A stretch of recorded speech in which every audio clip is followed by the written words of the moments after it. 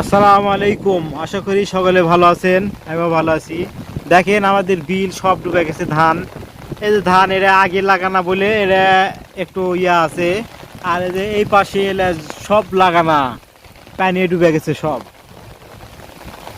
অনেক বৃষ্টি, সারা রাত বৃষ্টি, সারাদিন বৃষ্টি, বৃষ্টির কারণে ধান সব ডুবে গেছে।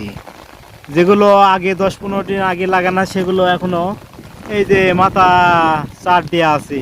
তা বাদে সব দিকে পানি দেখেন সব ডুবে গেছে। আপনারা সবাই দোয়া করবেন যেন পানি তাড়াতাড়ি নেমে যায়, আল্লাহও যেন রহম করে, যেন আবার আমরা সুস্থ মতো করতে পারি।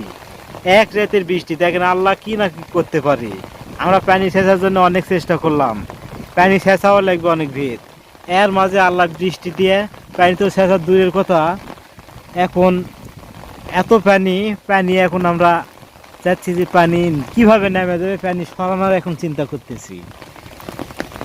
এই জন্যে যে সৃষ্টিকর্তার কাছে চাইলে সব কিছু পাওয়া যায়, একটু ধৈর্য ধরা লাগে। তাই সকলে দোয়া করবেন আমরা যেন সুস্থ মতো আবাদ করতে পারি।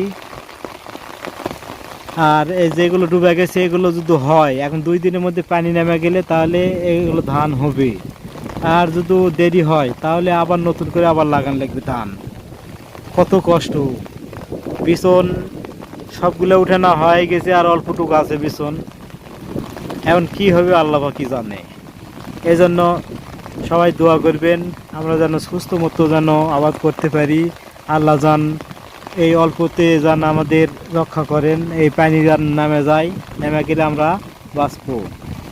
তাছাড়া আবার আমরা বিপদের মধ্যে পড়ে যাব।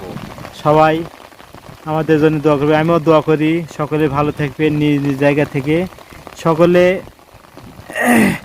নামাজ পড়বেন 5 ওয়াক্ত এবং সবাইকে পড়ার উৎসাহিত করবেন। ইবাদতের মধ্যে থাকলে মন ভালো থাকে, ফ্রেশ থাকে। সবার সুস্থতা কামনা করি, সকলেই সুস্থ থাকবেন, ভালো থাকবেন, যে যেখানে থাকেন ভালো থাকবেন। আসসালামু আলাইকুম ওয়া রাহমাতুল্লাহ।